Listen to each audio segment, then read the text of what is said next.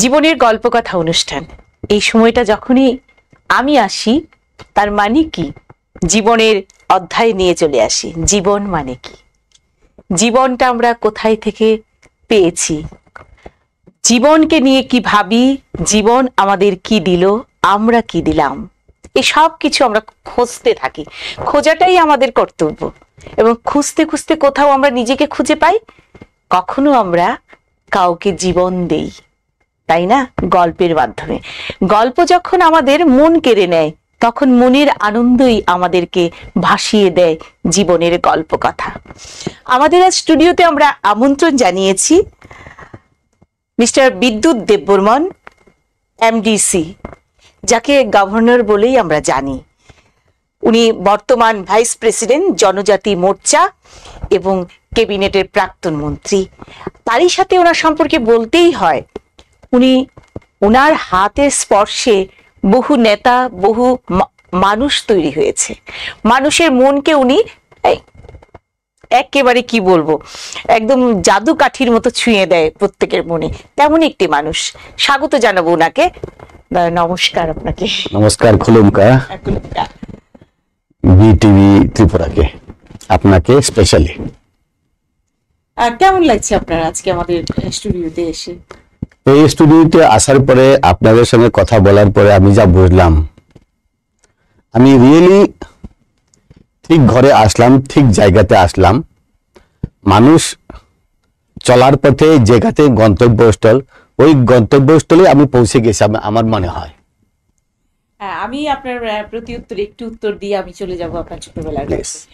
সেটা হলো, আসলে আমরা আজকে মনে হচ্ছে যে আজকে আমরা স্টুডিওতে এই লাইভ অনুষ্ঠানে আমরা প্রবেশ করার আগে আপনার সঙ্গে যতটুকু আমরা একটু গল্প করছিলাম, মনে হচ্ছে একটা সমুদ্রের সঙ্গে আমরা মিলন হচ্ছে। যে সমুদ্রের মধ্যে জ্ঞানের ভান্ডার রয়েছে প্রচুর, বুদ্ধি বিবেচনা রয়েছে প্রচুর, মনুষ্যত্ব বোধ রয়েছে, যেটা আজকের দিনে আমরা খুব খুঁজে থাকি, পাই না কোথাও। নিজেকেও হয়তো কখনো হারিয়ে ফেলি, পাই না নিজেকে খুঁজে। তো ঠিক এমনই একটি মানুষ। আপনাকে অত্যন্ত কৃতজ্ঞতা যে আপনি আমাদেরকে সময় দিচ্ছেন। এখন শুনবো আপনার ঠিক ছোট্টবেলাটা, ভূমিষ্ঠ হওয়ার পর আপনি কোথায় জন্মগ্রহণ করেছিলেন এবং আপনার ছোটবেলাটা কেমন কাটলো, কেমন গেল? আমার ছোটবেলা তো আমি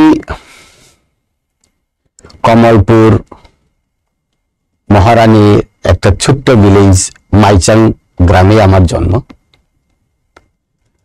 মানুষ তো জন্ম হোক যথাতথা, কর্ম হোক ভালো, ওইটাই বলে। কিন্তু জীবনে কোথা থেকে কতটুকু যাব, কি হবে, ভবিষ্যৎকে তো কেউ তৈরি করতে পারে না। Nobody can think there future, কাল কৃষ্ণে দেখা। এই জন্য এই ছোট্ট গ্রাম থেকে আমি প্রাইমারি স্কুল থেকে সিনিয়র বেসিক থেকে ম্যাট্রিক পাস করার পরে কমলপুর স্কুল থেকে এমবিবি কলেজ থেকে বিভিন্ন প্রদেশে জ্ঞান অর্জনের জন্য বিভিন্ন জায়গায় গেলাম। কিন্তু আমার ইচ্ছা ছিল চাকরি টাকরি করে গরিব ঘরকে আমি সাহায্য করব। কিন্তু এই সমুদ্রের মতো রাজনীতিতে এসে পড়লাম। আমি মনে করি ব্যক্তিগতভাবে I am not the leader. যদি লিডার হয় by chance leader, not chosen leader. By chance এই রাজনীতি জগতে, এই সমুদ্রের মতো রাজনীতি জগতে আসলাম বাই চান্স, নট চুজেন। আমি ব্যক্তিগতভাবে মনে করি। আপনার বাবার নামটা জানবো। আমার বাবা বঙ্কদেব বর্মা, মা বীণাপানি দেব বর্মা। আসলে আমরা বীণাপানি তো সরস্বতীর মতো, উনি আমাদের ফ্যামিলিতে মানুষ করার জন্য যতটুকু চেষ্টা করলেন। বাবা তো এদিকে যায়, আসল তো মাই, আমার মা। আর আমরা 4 বোন, আমি এক ভাই। তো অনেক আদরের। আমার বড় বোন 2 জন, ছোট বোন 2 জন, মাঝখানে আমি আছি। তো এইভাবে আমরা আমাদের পরিবার, ছোট্ট পরিবার, ছোট্ট গ্রামে। তো এইভাবে আমাদের ছোটবেলা কেমন দুষ্টুমি করতে? ছোটবেলা তো আমি একটু চঞ্চল টাইপেরই। অনেকে বলে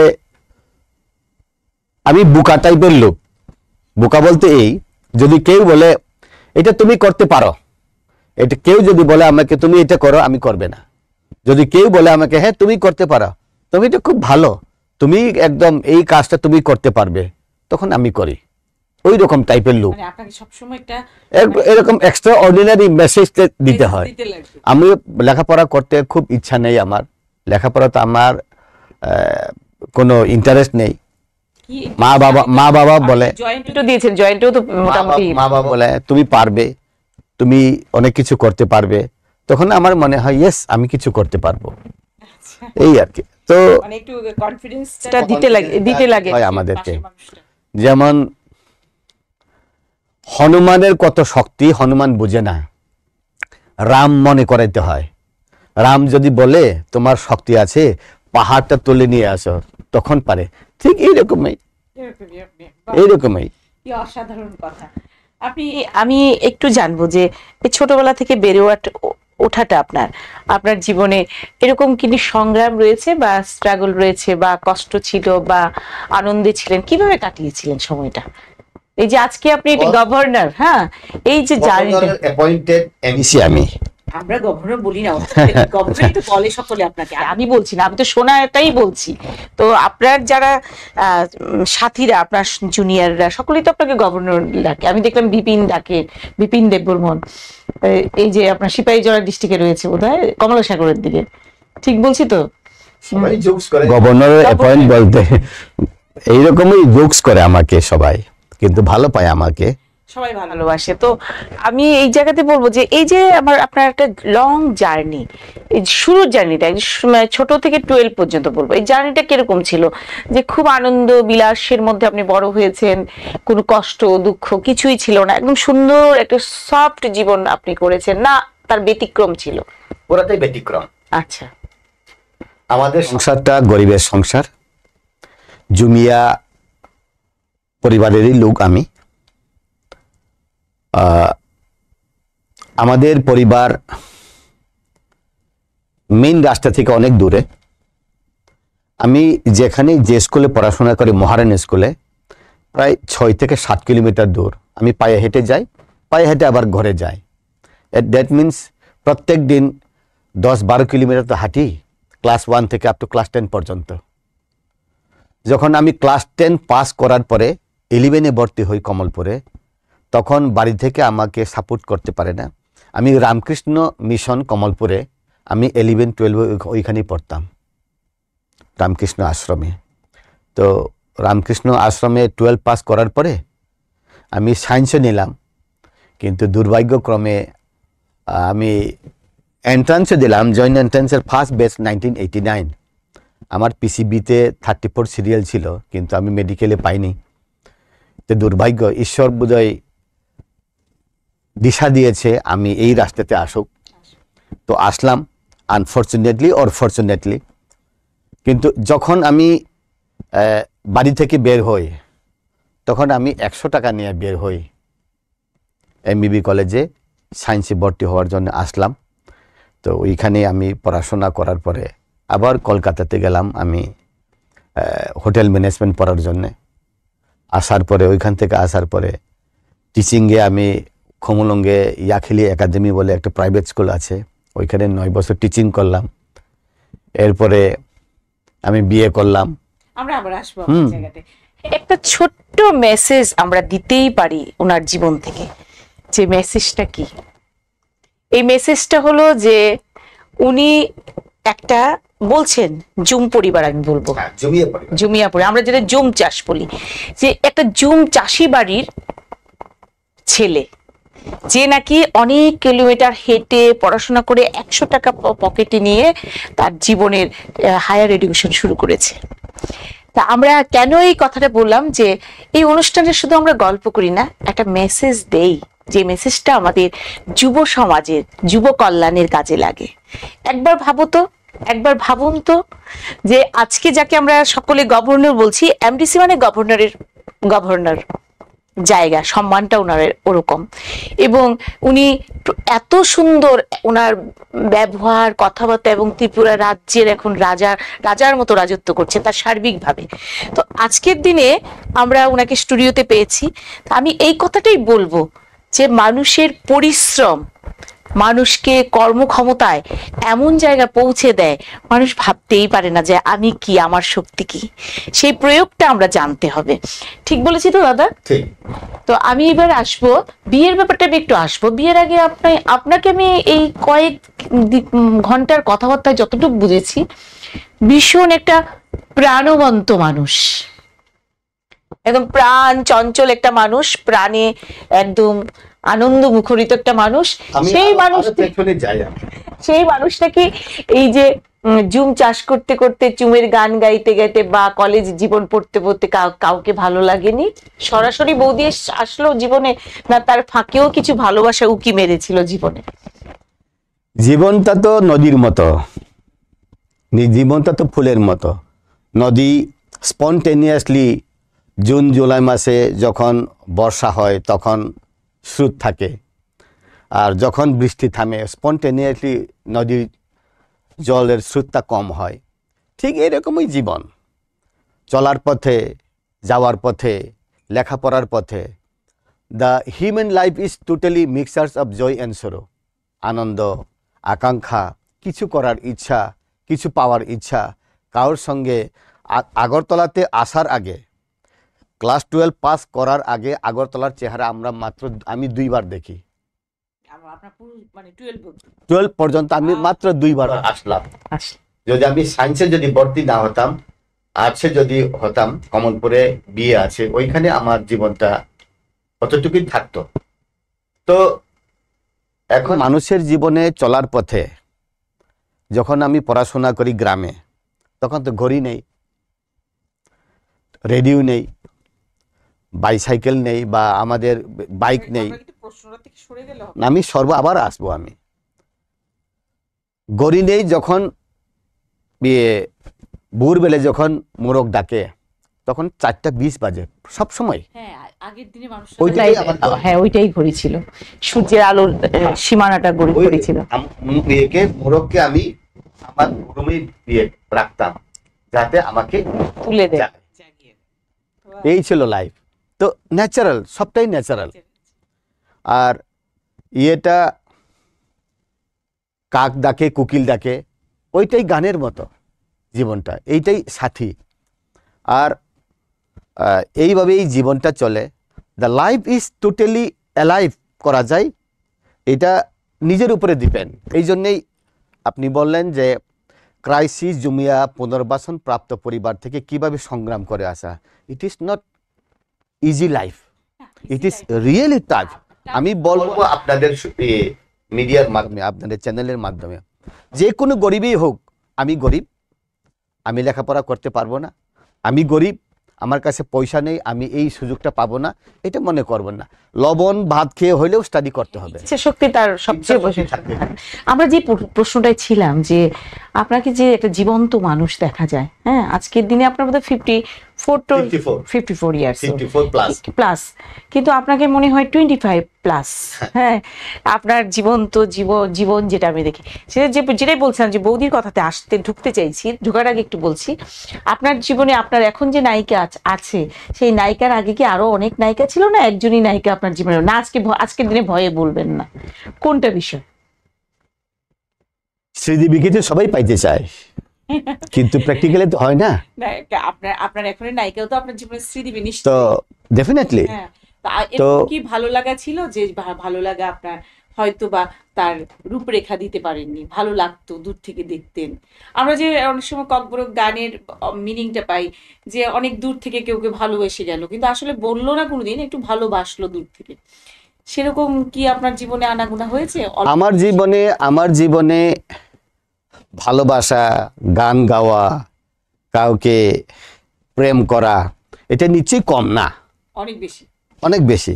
কিন্তু আমি যে পজিশনে ছিলাম আগে,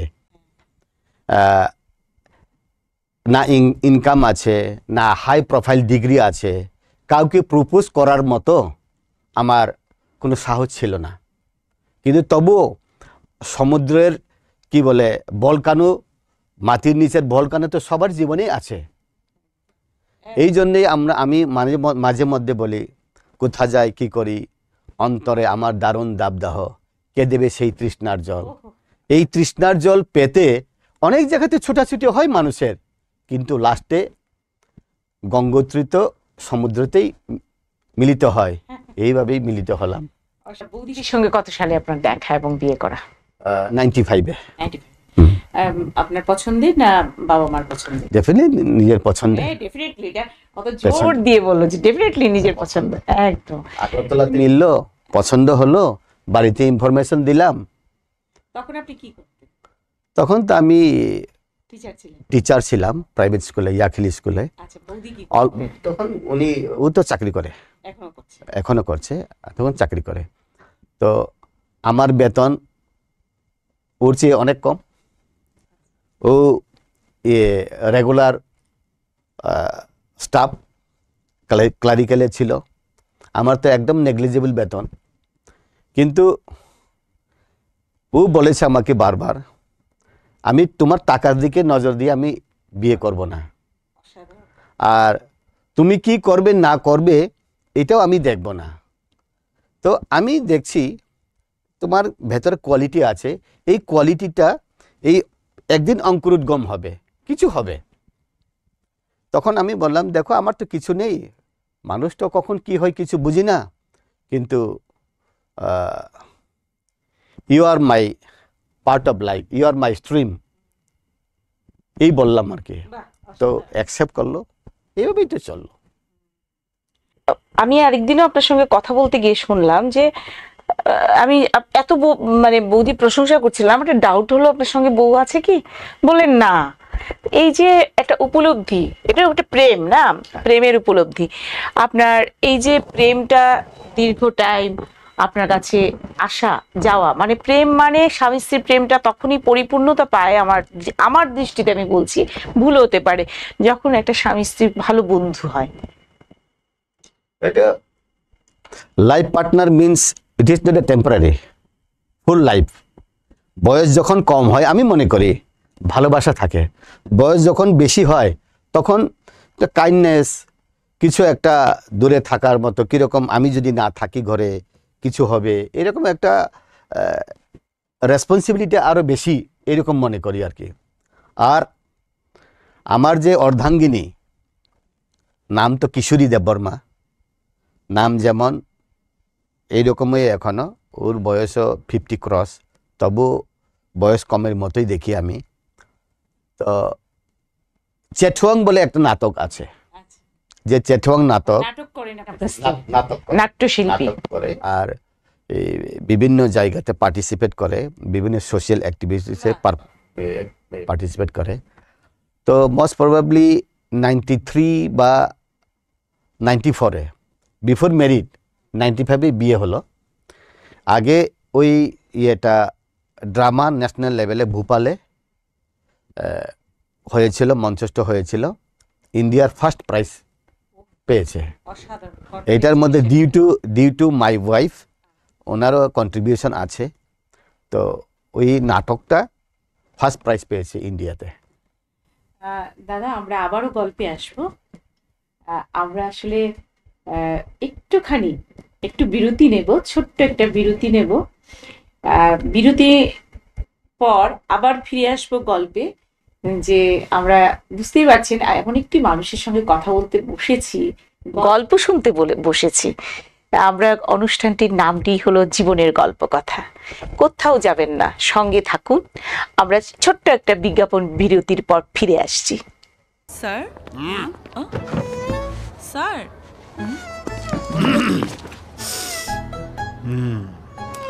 বাচ্চাদের টিফিনে যাই দিই তাই ফেরত আসে, কি যে করি।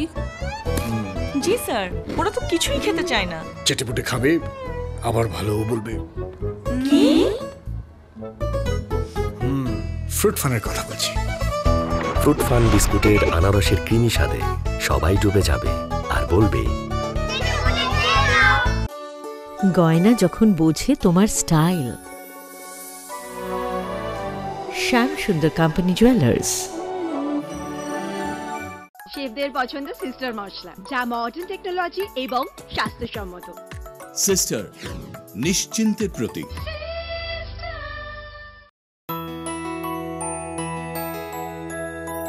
স্বাদে ভরা ঘিয়ের সুবাস লংতরায়, কি ভালো খেতে। শুদ্ধ ঘিয়ের আবেশ ভরা লংতরায়, অপূর্ব সুগন্ধ। পুষ্টি ভরা ঘিয়ের খাবার, গাওয়া ঘি প্রিয় সবার লংতরায়। একেই বলে বিশুদ্ধ ঘি। বিশুদ্ধ ঘি নাম মনে রেখো লংতরায়। লংতরাই ঘি রোজ খাবারে তোমাকে চাই। লংতরায়, লংতরায়, লংতরায়। বিরতির পর ফিরে আসলাম জীবনের গল্প কথা অনুষ্ঠানে। আমাদের স্টুডিওতে আমাদের আমন্ত্রণে সাড়া দিয়েছেন, এতক্ষণ ধরে আপনারা গল্প শুনছিলেন মিস্টার বিদ্যুৎ দেববর্মন, এমডিসি। অনেক পরিচয়, উনি অত্যন্ত সামাজিক মানুষ, একটা জীবন্ত মানুষ। তার সঙ্গে গল্প শুনতে নিশ্চয়ই আপনাদের সকলের ভালো লাগছে। দাদা, আবার শুনবো, বৌদির কথা শুনলাম খানিকটা। ছেলে মেয়ে কজন? আমার এক ছেলে এক মেয়ে। ও বাহ বাহ, কি করছেন? ছেলে তো মাস কমিউনিকেশন এইবারে কমপ্লিট হবে বেঙ্গলোরে। আচ্ছা। মেয়েটা তো থার্ড ইয়ারে এলএলবি। বাহ, দুজনের সাবজেক্টই দারুণ সাবজেক্ট। বেশ একটা খুব সুন্দর পরিবার। এবার দাদা আমরা একটু গল্প শুনবো যে আপনি একটি সময়ে ক্যাবিনেট মিনিস্টারও ছিলেন। এক্সিকিউটিভ মেম্বার ছিলাম এডিসি, মানে ক্যাবিনেট এটা ক্যাবিনেট স্টেটের ক্যাবিনেট মিনিস্টারের মতো এডিসির এক্সিকিউটিভ মেম্বার। Executive member. ওই সময় ওই যে কর্মজীবনে আপনার যখন আপনি ছিলেন তখনকার যে চিত্রটা আপনার জীবনে, সেটা একটু শেয়ার করবেন কিছু আপনার। তখন চ্যালেঞ্জের মতো ছিল। একদিকে এটিটিএফ এনএলএফটির অনেক ছিল 2000-এ। তো আমি ভাবলাম আমি পলিটিক্স করতে পারবো না, অনেক প্রেসার ছিল ডিফারেন্ট অ্যাঙ্গেল থেকে। তখন যখন 6 মাস অতিক্রান্ত হয় প্রশাসনটা, তখন আমি চিন্তা করি নাথিং ইজ ইম্পসিবল। আমি মনে করি তখন উই উইল ডু ইট। আমরা পলিটিক্সে তো আই বলতে কিছু নেই, উই উইল ডু, আমরা সবাই করব কাজ, এরকম ছিল। পরে আমি চিন্তা করে yes I can do it, আমি পারবো। পারবো না কেন? Politics is not beyond of the society, it is the within the society. Yes I will do, I can do. তখন ওই আইটা তখন আমি করলাম আমাকে রেডি করতে গিয়ে। কিন্তু পলিটিক্স মানে তো উই, আমরা, কিন্তু আমাকে রেডি করতে গিয়ে এনি টাইপ অফ চ্যালেঞ্জ আমি প্রার্থনা করি। আমি আমার যে সিনিয়র নেতাদের কাছেও আমি করি, বলি। এখন আমি বিজেপিতে থাকা সত্ত্বেও আমি বলি, আমি নেতা হিসাবে আমি ব্যক্তিগতভাবে আমি গ্রহণ করি না এখনো। আমি এমন ফেইথফুল সোলজার হইতে চাই, এমন ফেইথফুল সিপাহী হইতে চাই আমি, যে যুদ্ধক্ষেত্র থেকে যতই জং থাকুক, যতই যুদ্ধ হোক না কেন, আমি অস্ত্র ছেড়ে যুদ্ধক্ষেত্র থেকে আমি পালিয়ে আসবো না। I will save myself and I will save my team or troops. এটাই আমার টার্গেট। একটা জিনিস না আমার খুব, আপনার এই জায়গাটা তো আমি শুনলাম যে আপনি খুব, মানে এই যে একটা শব্দ আপনি বললেন যে আমি চ্যালেঞ্জের মুখোমুখি করেছি সবকিছু। আর সত্যি কথা যে এডিসি আর তার বিপরীত পুরোটার মধ্যে একটা সবসময় একটা টেনশনের কাজ থাকে। আপনাদের যে কাজটুকু রাজনৈতিক, সব আমরা তো সাধারণ মানুষ। তো আমি আরেকটু জানবো যে এই যে আপনি মোকাবেলা করছেন সবকিছুর সাথে, এই যে আপনার ভাবনাটা, এই জন্মটা আপনার কিভাবে হলো? সৃষ্টিটা আপনার কি হলো মনে? মানুষ যাদের ক্যাপাসিটি আছে তাদেরকে অনেক সময় সাবসাইড করে। যারা জানে ক্লাসে, যেমন যে স্টুডেন্ট নাম্বার 1 ফার্স্ট বয়, তার প্রতি সবার একটা জিলাস আছে। ফার্স্ট বয়, সেকেন্ড বয়, তাদেরকে সব সময় অন্যান্য স্টুডেন্টরা সব সময় অন্য চোখে দেখে, ওরা পারে। তো ওই সময় একটা নেগেটিভিটি আসে, কিন্তু চ্যালেঞ্জ কোনোদিন করে না যে ওরা পারে আমি পারবো না কেন। এরকম আমি বিভিন্ন সাবজেক্টেও দেখি, বিভিন্ন এক্সটেনশন সাবজেক্টে দেখি। আমরা অনেক সময় সাপোজ রাবার প্ল্যান্টেশন করায়, আমি রাবার প্ল্যান্টেশন করি, আমার বাগানে লেবাররা কাজ করবে, কিন্তু তাদেরকে সুযোগ দিলেও ওরা রাবার বাগান করবে না, বরং আপনার বাগানটা নষ্ট করবে, আপনার বাগানটা খারাপ করবে। কিন্তু কোনোদিন বলবে না আমার বস রাবার বাগান করেছে, ওর সঙ্গে থেকে আমরাও রাবার বাগান করব, আমাকে কি কি সাহায্য দিতে পারবেন, সরকারি সাহায্য হোক, ব্যক্তিগত সাহায্যই হোক, আমাকে সাহায্য দেবেন, এরকম বলবে না। আপনার ঘরে লেবার থাকবে, ও কোনোদিন বড় হতে চাইবে না। এরকম কিছু লোক আছে, তাদেরকেই বলে লেগিং বিহাইন্ড, ল্যাগার্ড। এখান থেকে একটি কথা উঠে আসছে, আমি একটুখানি আপনার কথাটা একটু মেসেজ দিচ্ছি। এই যে আমাদের যুব সমাজ, আমি যুব সমাজটা বারবার বলছি যে আমরা যেখানে যেমনটি কর্ম করি, যেই জায়গায় থাকি না কেন, আমাদের কর্মভূমিটাকে শ্রদ্ধা করতে হবে, যে আমার যে অভিভাবক রয়েছে তাকে আমরা সম্মান করতে হবে। তখনই জীবনে যে জায়গায় কর্মে থাকে তাদের কথা থেকে সেটাই উঠে আসলো, যে আমাকে বলে না যে একটা রাবার বাগান করব, আমারই শ্রমিক, তারা আমি তো কিভাবে সাহায্য করবো, কথাটা তাই ছিল। আমরা মানুষকে কিছু দিতে চাই, কিন্তু মানুষ নিতে জানতে হবে, সেটা হলো আরেকটি একটা পয়েন্ট। তো সেখান থেকে আমাদের কাজের প্রতি যে আমাদের সততা, আমাদের নিষ্ঠা, সেটা আমাদের থাকতে হবে। তখনই হয়তো আজকে যিনি আমাদের মিস্টার বিদ্যুৎ দেববর্মন রয়েছে, এমডিসি, ঠিক আমি ওই পজিশনে আমিও একদিন হতে পারি, আমিও স্বপ্ন দেখতে পারি। ঠিক একদম শুনবো। এখন আমি করব, আমি পারবো, এই ফিলিংটা যদি হয়, এভরিথিং ইজ পসিবল। এখন আমার চিন্তা করা দরকার, আমার যে সুপিরিয়র, সে সুপিরিয়রই আমার চিফ মিনিস্টার, আমার ক্যাবিনেট মিনিস্টারে আমি ওনার আন্ডারে, আমার যতটুকু ক্যাপাসিটি থাকুক না কেন, আই এম আন্ডার হিম। এই জন্যই বলে লয়্যালটি আর ক্যাপাসিটি থাকলেই, লয়্যালটি থাকলেই, অনেকে বলে যেহেতু আমার ক্যাপাসিটি আছে আমি লয়্যালটি থাকবো না, আমি পারি, আমি ওভারটেক করবো, হবে না। এই জন্যই চলার পথে, জীবনের পথে loyalty and capacity we have to manage. আমি পারি বললেই হবে না, আমি পারি বললেই হবে না, আমার চেয়ে কোয়ালিফিকেশন কম, আমার চেয়ে এক্সপিরিয়েন্স কম, আমার চেয়ে কোয়ালিটি কম, আমার চেয়ে একাডেমিক কোয়ালিফিকেশন কম, কিন্তু যে কোনোভাবে একটা উপরে চলে গেল, তাকে তো সম্মান দিতে হবে। তখন আমি মনে করি আমার চেয়ে কম বয়স, আমার চেয়ে কম লেখাপড়া, আমার চেয়ে এক্সপিরিয়েন্স কম, আজকে এই কাজ করে, আমি তাকে নেগেটিভ করব, হবে না। আপনার তাহলে কাজের জায়গাটা অত্যন্ত চ্যালেঞ্জিং। তো চ্যালেঞ্জ বলতে এই, যে কোনো জিনিসকে ভালো দিয়ে পরাজিত করবেন, খারাপ দিয়ে নয়। By positive we have to defeat him, not by negative. সাধারণ গল্প, এইটা আমার ফিলিং আর কি। আজকে এই জন্যই আপনি এত জায়গা ধরে রাখতে পেরেছেন। আপনি ভাইস প্রেসিডেন্ট জনজাতি মোর্চা বর্তমান, এই যে জনজাতি মোর্চা মানে বিজেপি জনজাতি মোর্চা, তো সেখানে যে একটা এখনকার ট্রাইবেল বাঙালি নয়, আমি ভাগ করছি না, পুরো যুব শ্রেণী নিয়ে বলছি, যে আমাদের মাইন্ডটাই আমরা স্থির করতে পারি না আমরা কি করব। এটা কি সত্যি বলছি তো কথা? ঠিক ঠিক। এই জায়গাতে যখন আপনি ভাইস প্রেসিডেন্ট পদে এই যে কাজটুকু করছেন, আপনার কি খুব সহজভাবে করতে পারছেন, বা আপনার যে উপরে লিডাররা রয়েছে তার সাপোর্ট কিভাবে পাচ্ছেন, কিভাবে আপনি জনজাতির জন্য কাজ করছেন, জনজাতি আপনাকে কিভাবে সাপোর্ট করছে, এইটা একটু আমার জানার আছে। Every success behind one secrecy কথা আছে, জীবনে প্রত্যেকটা সাকসেসে একটা সিক্রেসি আছে, এই সিক্রেসিতে তো সারা জীবনে secrecy.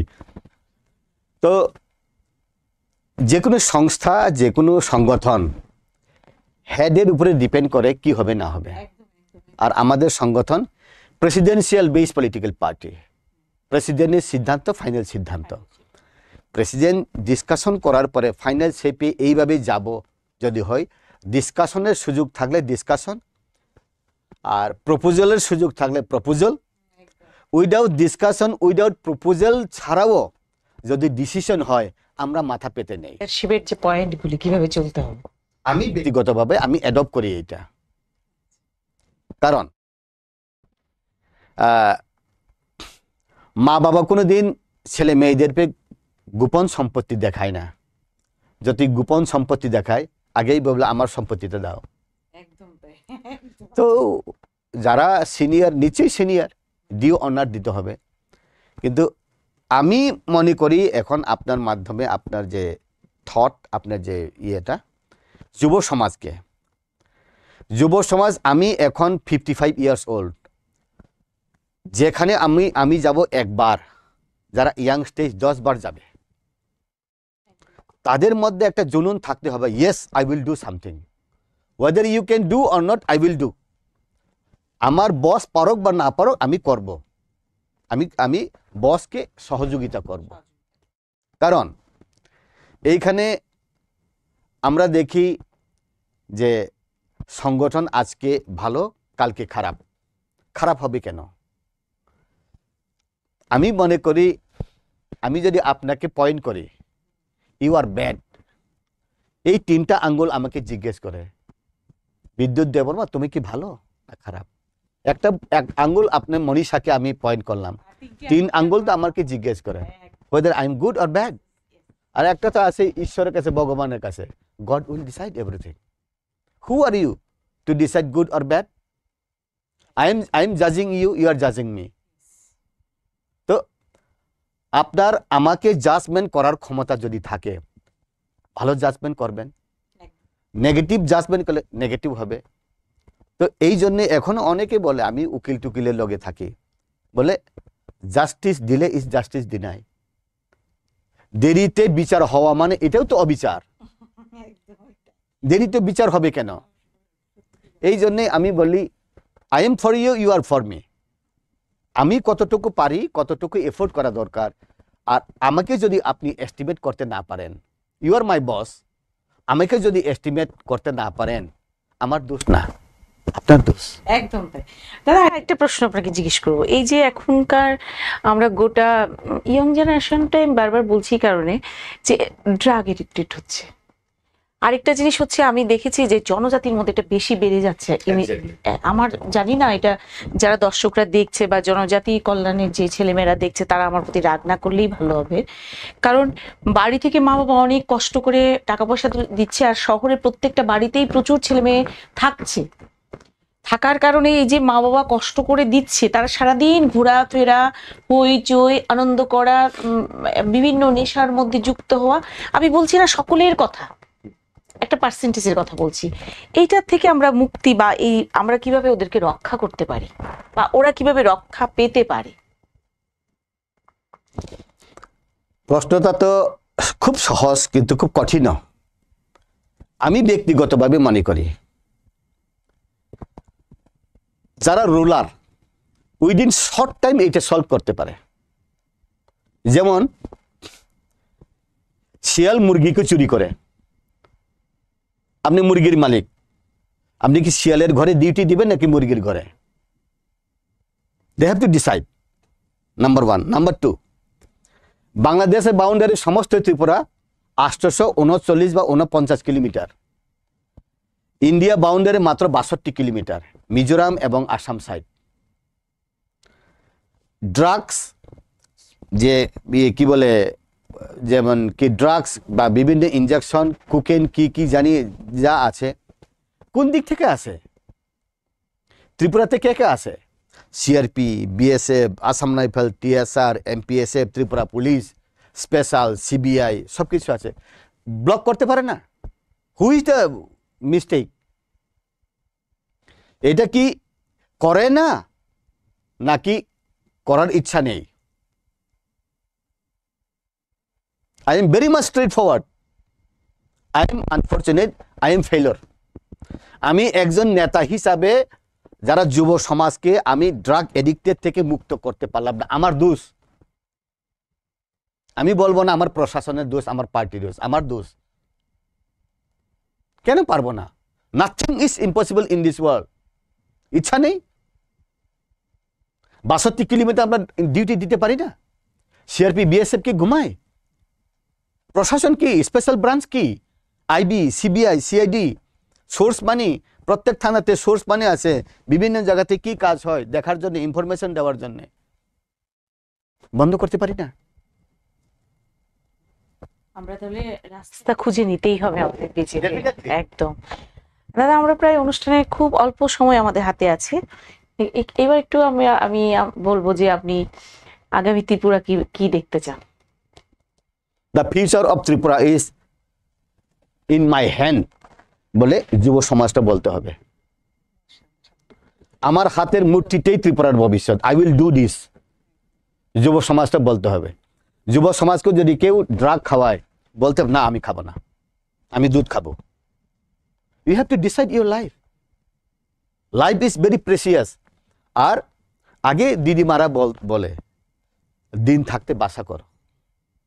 Time is the capital. আমার সরকার আছে, আমার সরকারেই করতে হবে।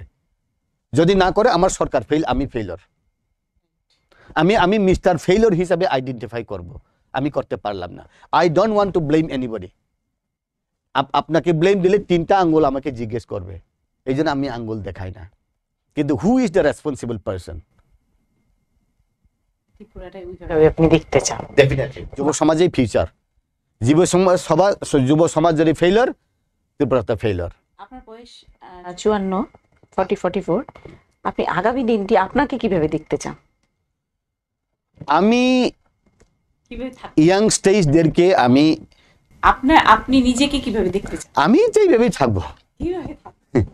আমি সমাজে সবার জন্য থাকবো, সবার সঙ্গে থাকবো, সবার জন্য কথা বলবো। আমি ত্রিপুরাতে একটা জিনিস চাই,